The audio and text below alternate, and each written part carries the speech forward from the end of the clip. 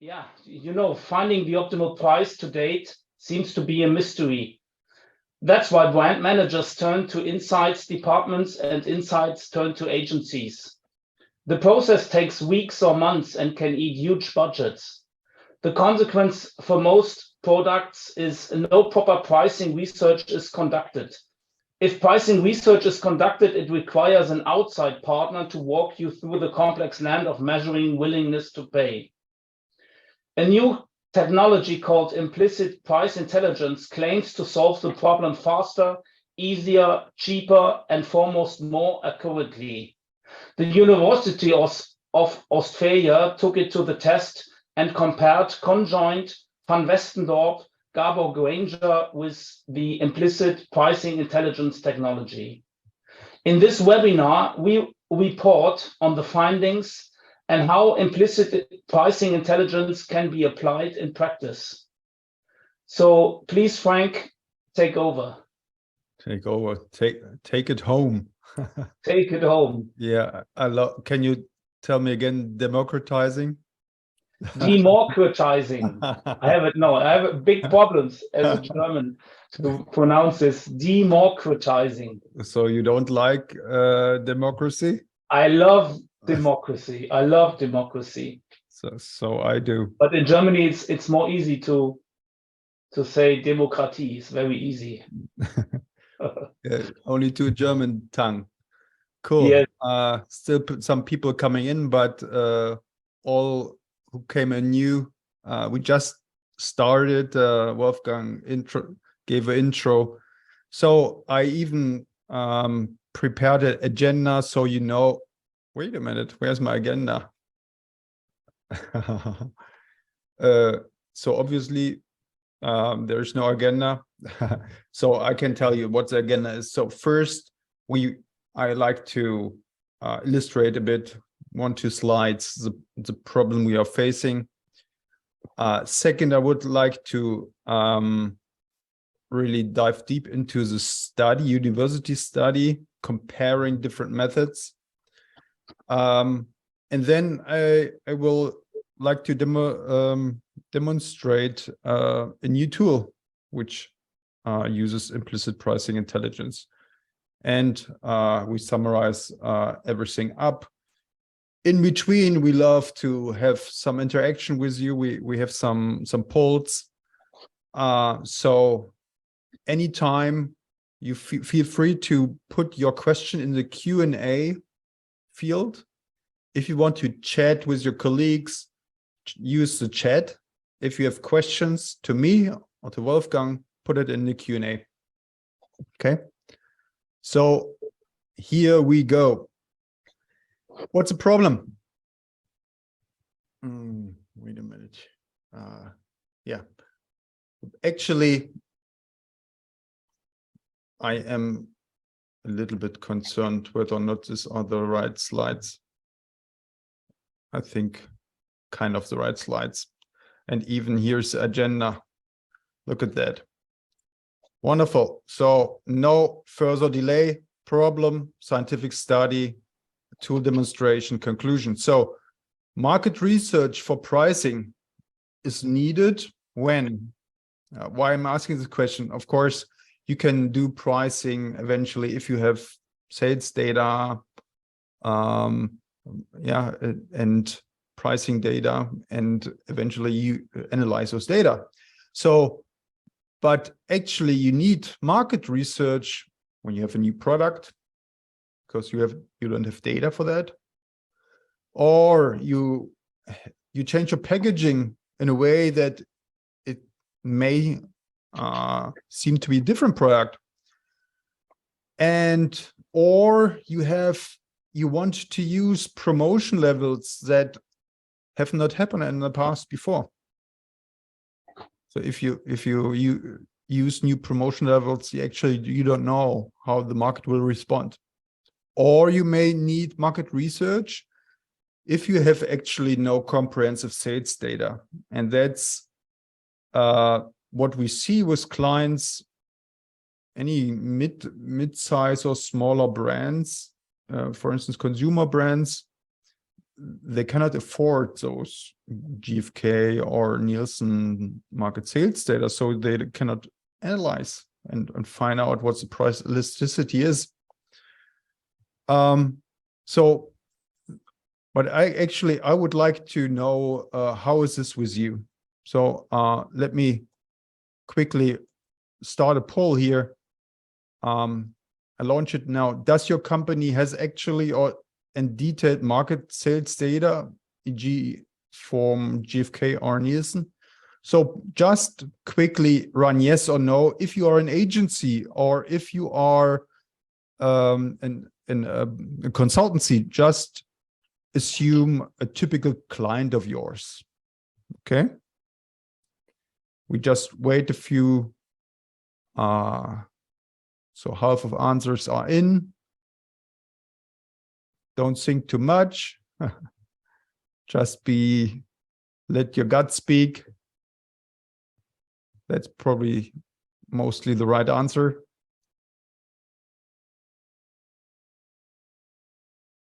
So I give you 10 more seconds because still 1/3 didn't answer, but okay, I leave it free to you. So the result is, answers coming in. It's pretty interesting that 70% say they have no sales data. So that's interesting. Probably that's the type of people who are actually interested in this webinar. But yes, that's a problem, right? So if you don't have sales data, you cannot run pricing modeling on it, right? So you need market research even on the existing products, because the market changes, pricing, inflation, and so forth. So obviously you are interested in market research to find out the price or the willingness to pay of customers. So what kind of methods do we use, and what's the problem with actual today's methods? So there are 3 problems actually. First, you need an expert. Typically, it's not that easy to run a conjoint or even to interpret a Van-Westendorp price sensitivity meter. That's what actually, even in market research agencies, there is 1 or 2 people who do this stuff, and all the others are not comfortable with running and setting up in a conjoint and interpret it correctly.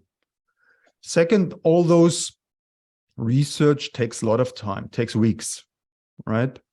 You need to, if you have done a conjoint, there's a lot of communication going on to finally have it set up, analyze it, do charts, and so forth.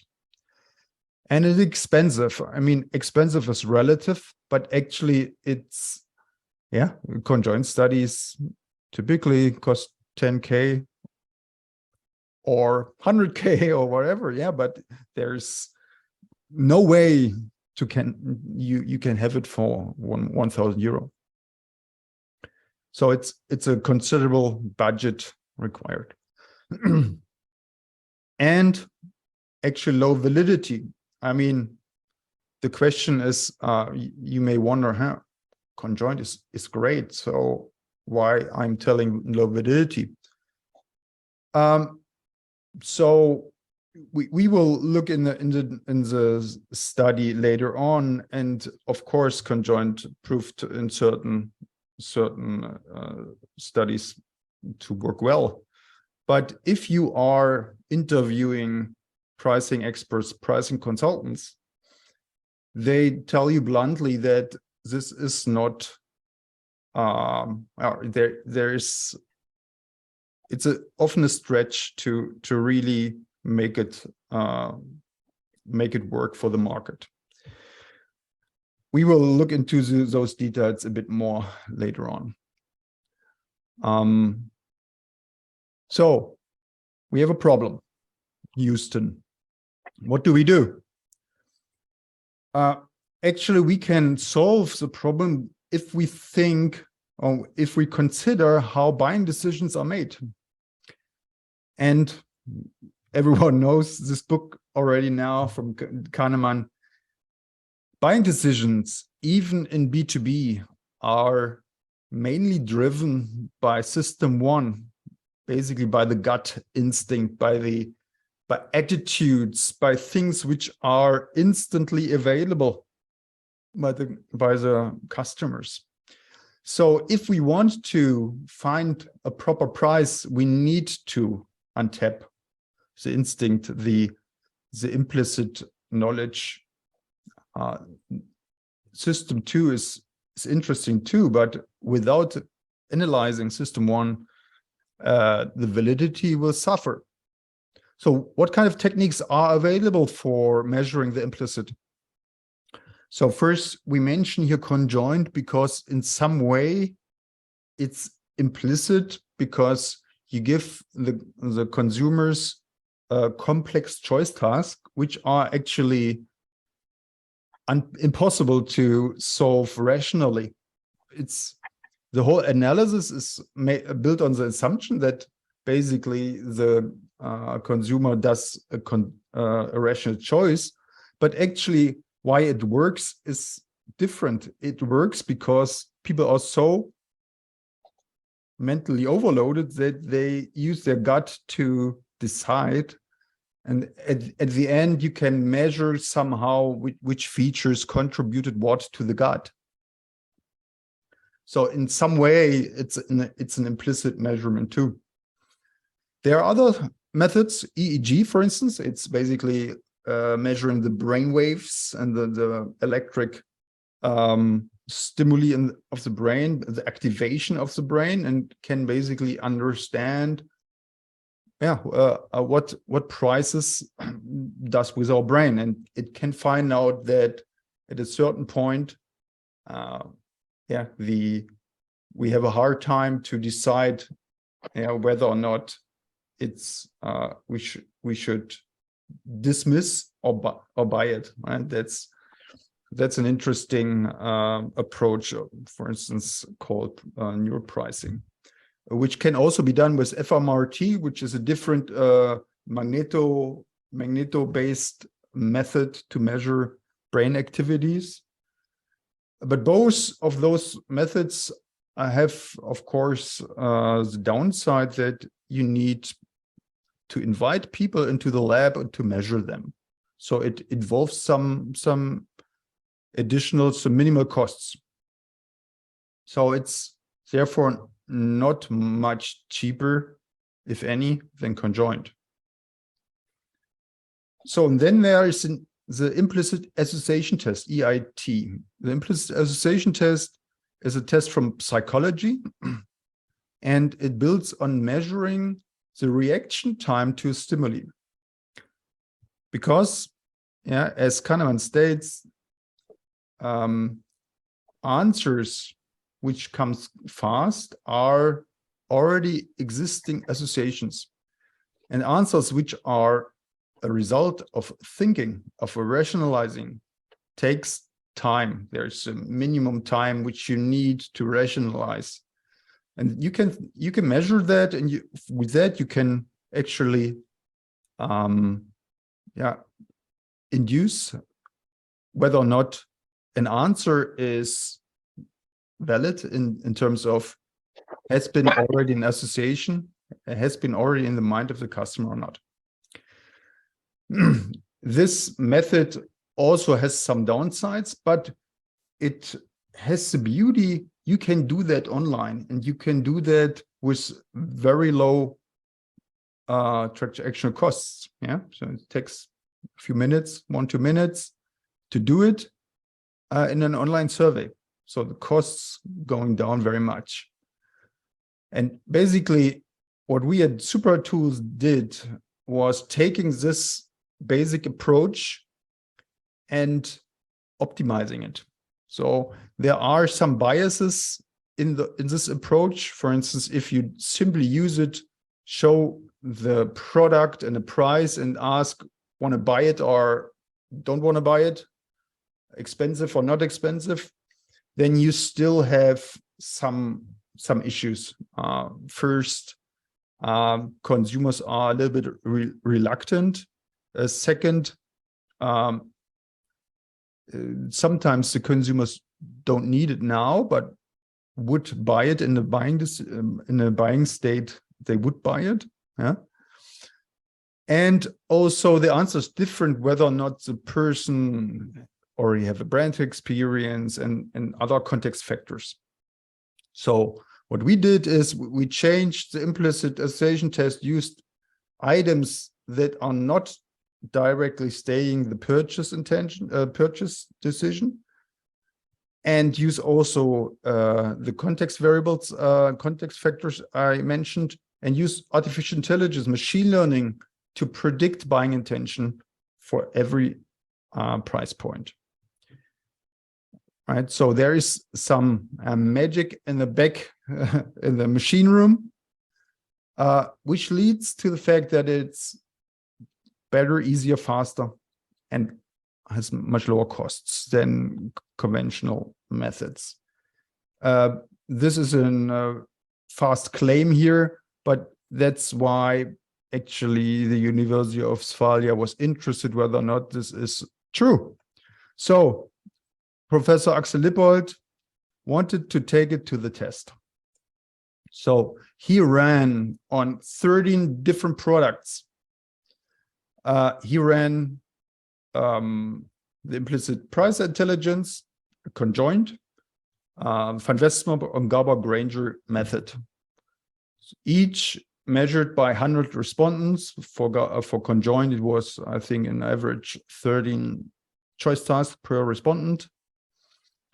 But the Conjoint was set up in a very simple way, just the brand and the price, which is the most simplest way to use Conjoint. But there are quotes even from the leading Conjoint software sawtooth saying that it's still appropriate to do that. And we did that because typical consumer brands would exactly want to do that, because the chopping off your product into features is a process which takes a lot of time, and when it comes to pricing, it's not what you are interested in. You are interested in that when you want to optimize the product, but when you just want to know the best price, you don't want to do that. Yeah? You just want to test it and want to know what's the best price. So in this regard, in this study, Conjoint was used in a simple way. So let's quickly look at some key findings. And this is a key finding regarding the Van-Westendorp price sensitivity meter. So what they found across those products is that the optimal price of Van-Westendorp is not really the optimal price. Let me explain. For Van-Westendorp, there is a rule when the curve of too expensive and too cheap, when they cross, when they're minimized, there is your optimal price point, which is here the left thing here. Yeah. But if you take the demand function, which you can derive from the exercise as well, and you basically subtract the price, you get the profit curve. And in this, oftentimes, basically in any time, there is no relation between those numbers. And there is actually, this is not a surprise, because actually, if you have products which have cost of goods sold, the optimal price must consider the costs. Otherwise, it's just a matter of luck whether or not you meet that. So that's, of course, considering that you want to optimize the profit and not the sales. Second interesting learning regarding Conjoint was in this setting, with this simple form of Conjoint, actually the demand prediction did not meet face validity.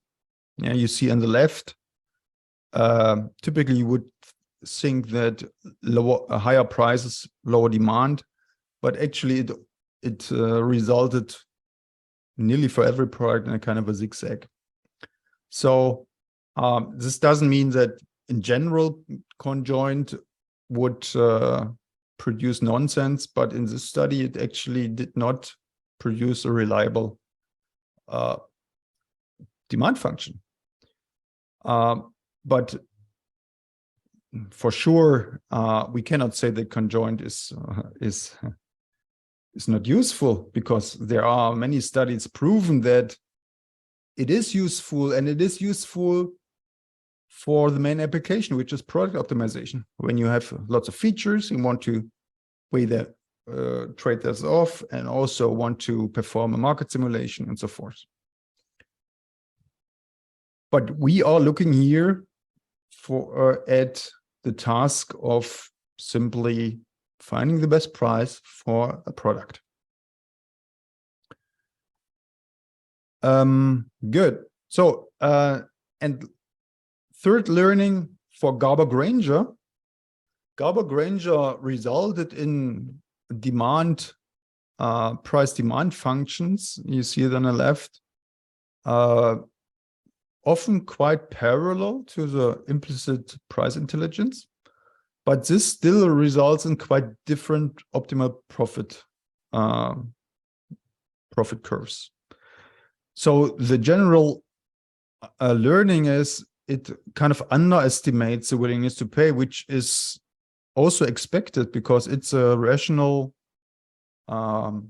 serving method for willingness to pay, and typically consumers would like to underestimate that, or to hold back their willing to pay, maybe also for themselves. And this turns out to be true.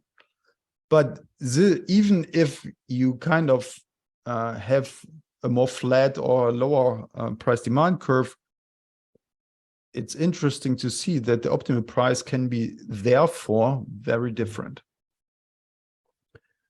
And lastly, actually, when we look at all those different methods, any method has kind of different price points. So oftentimes there's a strategy to basically use many methods and kind of triangulate the best price. And with this results, I'm not so sure whether or not this is a good idea. Rather, the study comes to a different recommendation, a recommendation that each of those methods should be used for certain reasons, for certain applications.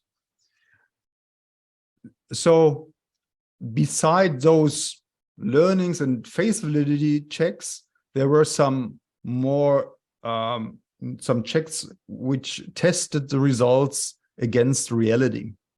The first check were at 5 price points, the professor checked whether or not the demand uplift after promotion, whether or not the uplift was predicted correctly. And across those 5, in 4 of 5 examples, implicit price intelligence was far superior in predicting the promotion uplift. And the last check to reality was that for each product and each method gave a demand prediction on the actual price. And then the professor looked at what's the market share today, and then correlated those predictions to actual market share. And as we here see that the implicit pricing intelligence outperformed all other methods. So the study concludes that first, Conjoint was not successful in this context for finding optimal price, but certainly it should be considered and applied when it comes to optimizing pricing and optimize features. Van-Westendorp is also useful, not for optimized pricing, but for finding out what is the possible range of prices, because it's an open question, yeah, and you can get any kind of answers there, and therefore it's great to find the realm, the space of pricing which is possible. Gabor Granger also was not bad, and therefore, as it is an easy method, it's viable for a quick assessment. And implicit price intelligence proved to be superior in the predictive quality. So, with that said, I would like to show you now how you can apply the implicit price intelligence. So, because as I said, wait a minute, we implemented. So can you see this? Yeah. Frank, we have a question here from Giovanni Roberti. He asks, do you have supporting evidences also for semi-durable goods? For example, cars. Yeah, I will show you right now here for the product of Sonos. Sonos was one of the first pioneers running and actually finding the prices for their products Move and Roam, which are the mobile speakers from Sonos. And they did use implicit price intelligence. Basically, we are developing this since actually the early forms are 6 years old. So we are having it for pilot customers since 4 years. And now we automated the whole setup process so it can be used by anyone. But basically, when you are going to super.tools, right? And you can log in for free to this tool. You will not have here the studies. This is the admin view. Basically, you can start creating a survey, step one, creating product tests to it, and then starting and reviewing the results. So for Sonos, for instance, yeah, look at that. Basically, first you log in, right? And then you need to set up. You need to give the category name. This is how the screener looks like for the panelists. So it will send out and filled out by 100 panelists. And we interview everyone who is a category buyer of this category. Yeah. And with that, the study is set up. Then you can add, by pushing this button, add a new product. For instance, Move. It's as simple as you have a product name, you copy in the product description, which is basically what you would now find on Amazon when you want to buy a Sonos speaker. That's basically the amount of introduction you think a typical user would maximally read, right? You add the picture, and that's basically how the user is introduced to your product. And after this introduction, he goes into the implicit association test, which looks like that on the right.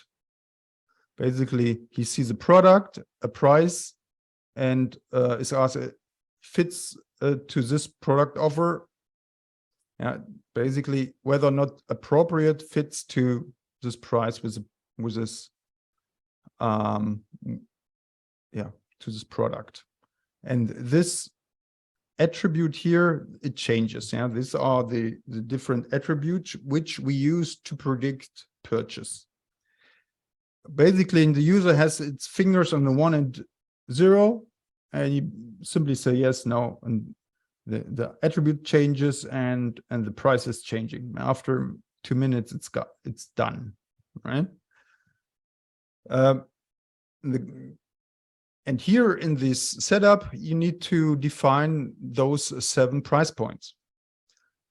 And the form helps you basically that you are simply start with 3 price points, the price point you would expect to be the optimum. Then what you expect to be the maximum possible on the minimum possible. And finally, you have the option to edit those suggested 7 price points.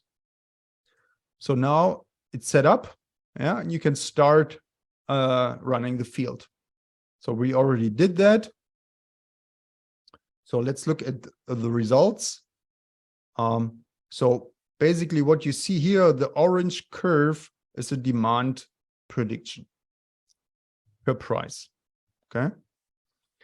And the profit prediction depends on what's cost of goods sold, what's the tax, because in Europe, the tax is a part of the price. So in the US, you would need to put this to 0 always. And the retail margin, because yeah, basically this is what you need to give the retailer, right? So, and if you have said that, and basically you can simulate with the, if you don't know exactly the costs, try out a range, right? In this regard, 399 is always optimum. And that's what Sonos did. They priced it 399. And the same happens with Rome, the other speaker. So in short, it takes 5 minutes to set it up. You start it, we run it through for consumers, we run it to panel, and you have this dashboard to. Frank, another one is asking how would think about applying this in B2B environments? Yeah, so we have applied it in B2B several times. We actually have a B2B module when you go on our website. And basically what changes is the first step where you don't define or basically the category where we reach out to panel. But for B2B, mostly there is no standard panel available. Instead, you simply upload a customer or prospect list with emails. And then we send out an invite with a survey link. And it's actually valuable for B2B if your product is not a pure commodity. And if it's a standardized product which has lots of customers. Yeah, so that's why, because we need at least, we want to have 100 answers. I mean, for B2B, even with 50 answers, you can have good results. And yeah, you have seen the product description. Yeah, there you can have a picture and a reasonable long text. So you can even test quite complex products. So in short, yes, it's used in B2B context. Another one is asking, what kind of sample do you use? So we are connected with a global B2C sample, a panel. So globally leading panel where we have millions of people who are several times a year do surveys, and we find by a screener, we find out those who are category buyers and we ask them for their purchase intention. But I have more to say because I would like to conclude. maybe even we have a little one more poll here to make, because here the study mentioned the different methods, right? So which of those methods do you apply? That would be interesting to us. Quick answer now. And if you are an agency, yeah, you know, if you're a consultant also,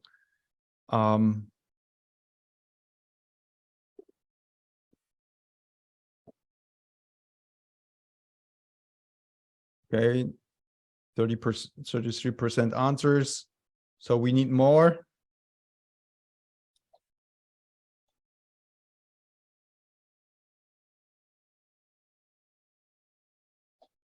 Wonderful. We nearly everyone.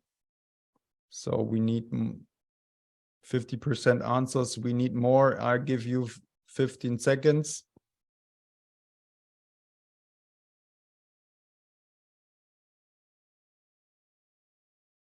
Okay. So end of poll is no.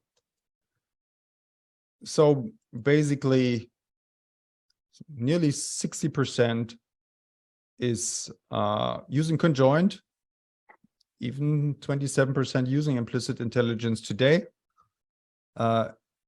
which is great. And I would be interested in what kind of solution are you using. If you're not using Supra, which kind of solution are you using? And yeah, that's quite interesting that nobody used Gabor Granger. Cool. So let me share my screen to summarize here the thing, and then we dive into more Q&As.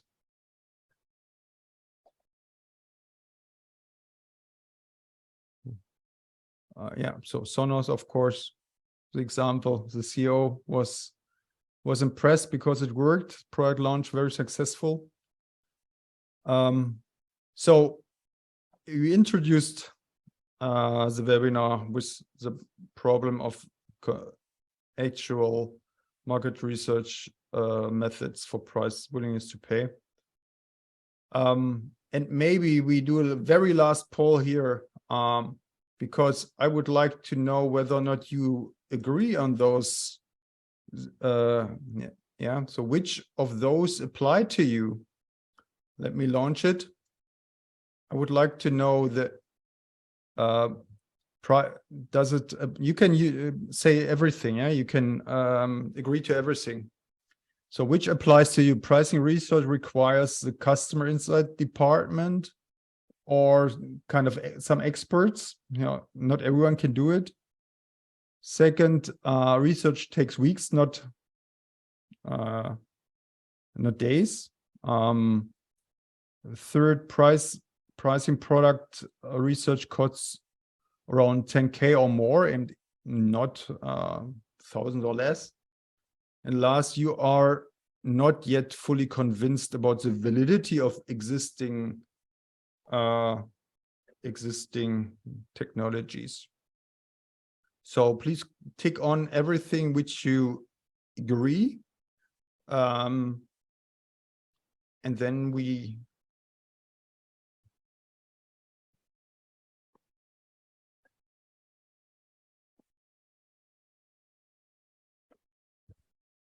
okay, cool. So 10 seconds and maybe give you another 10 seconds. So 9, 8, 7, 6, 4, 5, 3, 2, 1. We have a liftoff. Okay, share results.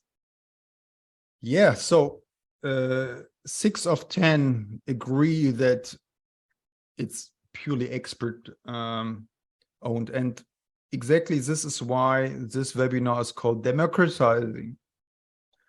Yeah, and also, yes, more than half agree that they are not fully convinced about the validity of existing product. And that's obviously why you were interested in this webinar. So to summarize that, with the implicit pricing intelligence, we are not required to involve experts anymore. Every brand manager, every product manager can do that, can set it up himself and can interpret the results. You can get the results in days, not weeks. Actually, a product test can be as low as 500 euros or US dollars and not 10,000 or more. And this method, which is easy, fast, and inexpensive, is also a winner in scientific studies. So obviously, that's the takeaway. It's obviously an option to apply it, right? So with that being said, I'm very happy to answer more questions. In any ways, feel free to reach out afterwards to me, Frank at SuperTools, or Wolfgang. Yes, we have a lot of questions here. Wonderful. So 6, 7. Oh, wow. I start with number 1 from Sasha. He asked, please discuss how could the price optimizer be applied in the best possible way in times of inflation, such as now? Best possible way, my God. Very simple. Use it and apply it in a short succession. Yeah. So basically, inflation means willingness to pay changes. So you should basically run it and then apply it regularly. Yeah. If you have an inflation of 10%, you should do it at least once a year on the same product, and the measurement and the application should be closely linked. Yeah, should be, and also it is also interesting to also look at the willingness to pay to competitors. Then Anonymous is asking, does IPI work SaaS subscriptions or other products with no COGS, variable costs? Yeah, so it is a software as a service. Yeah, you can log in right now for free, and basically any product test, any test. Yeah. I think the question is IPI mean he asked if the implicit price intelligence tool, if the tool works for subscriptions as products with no COGS and variable costs. I think he asked if yeah, sure, if you can choose. Yeah, of course. You simply put the cost to 0, and then it works the same way. You simply put the cost down. Peter Oms is asking, can you limit the participation of respondents to one country? Yes, that's standard. Yeah, so we only reach out to either typically a country. Yes. Peter also says, but I think it's a comment, that he uses regression as well with Nielsen data. Mm-hmm. I think it's a comment, or it's a comment, and that's, of course, if you have Nielsen data, you can try to learn the price elasticity from this data. Yeah. Regression is, of course, quite a simple way to do it, because it has this rigid assumptions of linearity, independent of drivers, and just direct effects. So would be a different topic, but still it's better than correlation. But also you are limited to the price range which has been in the market, right? So there are some limitations, but sure, it's worthwhile to use this data as good as you can. Yeah, Peter also asked, what is the cost to participate for one product? So basically, the question is what's the cost to run one product at thru.tools, right? Yes. So you can see that on the website. Typically users, customers buy packages, credit packages. So basically, one price test is one credit, and packages starts with 10 or 30 credits. But you can also just buy one credit, so one test, which is $900. And if you buy 10 or 30, I think it's going down to 500, right? Yes. And the panel costs are included. Yeah, including panel. Yeah, and this is also the question: what is the size of this panel? How many people are asked? 100 people. We asked 100 people. This gives us very robust results.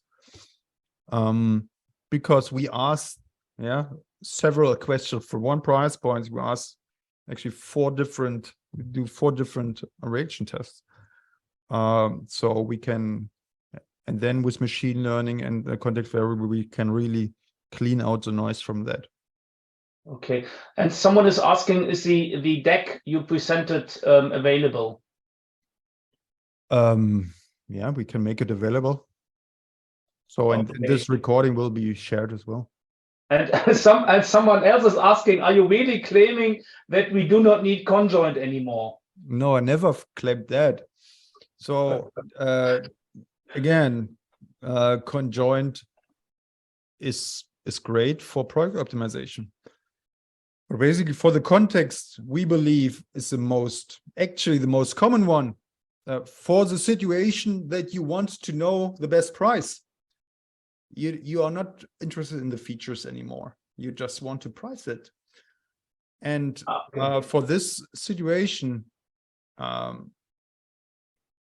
implicit price intelligence is not just easier, cheaper, it's also better. And Stevie is asking, please explain how the panel is selected in B2B space. So in B2B, we do not use a standard panel. Yeah. So we could reach out to panel, but in most cases, you need to research whether or not there is a panel which has enough respondents in it. Yeah. So that's why the standard is actually in B2B that the client, so you, is uploading a contact list. So still it's possible to reach out to panel, but this is an extra manual work where we basically need to send emails to panel providers to find out whether or not this particular audience is available somewhere. Yeah, but Frank, we are doing it. Do you remember this case with this super special telecommunication provider who is so I was astonished how easy it was to find this super specialized target groups. And yeah, but it makes it is not possible to make it for this small money. So this have to be calculated special, or you use your own customer base or your own lead base, whatever you have on people. That's what I want to say. The super tools is super easy. You set it up, you run it, you have the data. But with B2B, it is possible to reach out to panels, but we don't know what the costs are and whether or not there are panels for that particular audience. So basically, this is an extra work, which is not basically self-service. Yeah, and Rutger is asking, is there any survey bias? Oh, every survey has a survey bias. Yeah. So which kind of survey bias are you thinking of?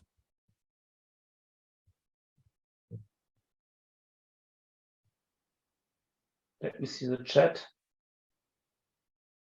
So in general, yeah, the surveys try to be most biotic, so basically realistic as possible. But actually, it's not it's not the reality, right? It's a simulation of the reality.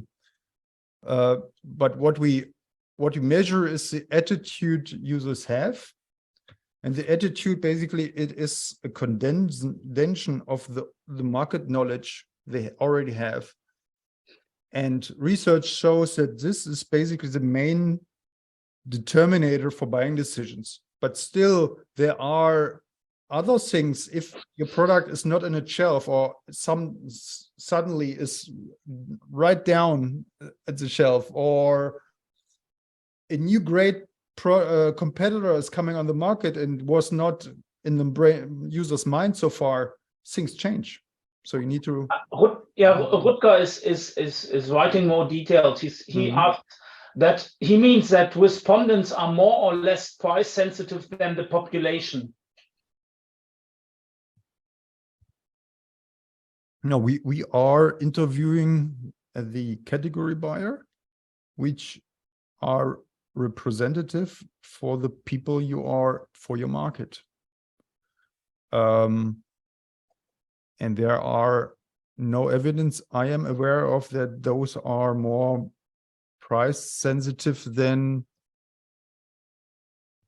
the true buyer. Okay, Stevie is asking back to B2B. What advantage does Supra Tools offer over pre-existing customer focus groups? Oh, many.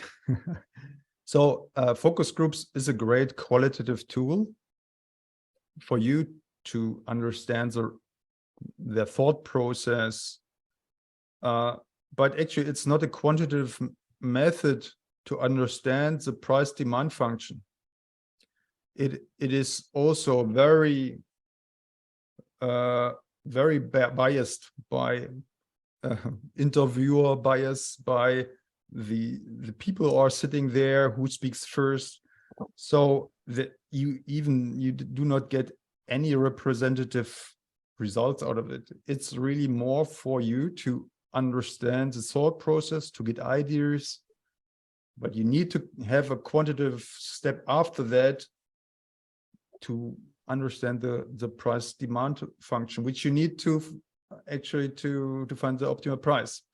So it's not the same. It's a research process which is important or interesting, but comes first. Yeah, qual, explorative, quant, implicit price intelligence. And someone else is asking, how do you consider the competitive landscape? That's an interesting point that you could say, hey, in Conjoint, I have the competitive landscape.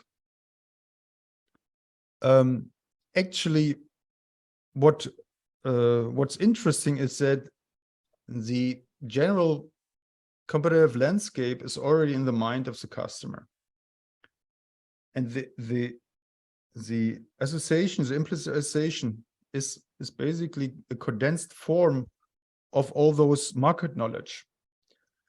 You could say, hey, but at the shelf it could be different. That's true. Yeah, so a certain shelf could have different competitors and different pricing. Yeah, but we don't know, and you also don't know it if you do a market simulation with Conjoint, right? So instead, the idea and the concept with implicit price intelligence is that you measure the typical price demand function and assume that everything else is kind of multiplying it. So if you have a better distribution, it multiplies. If you have a better shelf representation, it multiplies. If you have less alternatives, it multiplies. But actually, the optimum stays the same. I have another question. We are an agency. Can we use the tool in our existing questionnaires? Yes, I think next week or so we're launching in the step 1 for agencies, where basically you are getting a link and you copy in your redirect link. This means within your survey, the response is led to the Supra survey and we give it back to you. So, and you basically can interview as many people you want because the panel is yours. So you pay the panel anyways.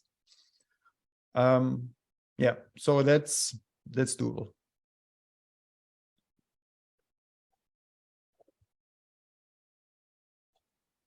No more questions here. Yeah, this was it. Yeah, we are over time, huh? Yeah. That's why we need to close before the full hour of webinar is done. Still a lot of people are in. So again, I'm very pleased to see so many people here in the webinar. You will get the recording. Please send out all the questions you have. And we are running more webinars next year. So please join again. Also, if you want to are interested in a particular topic, give us your ideas. So we are really eager to talk with you. Thank you, Peter. Yes, a lot of greetings to Peter. He is thanking us a lot. Great. Peter, have a great day. All others, enjoy your day. Bye-bye. Bye-bye, everybody.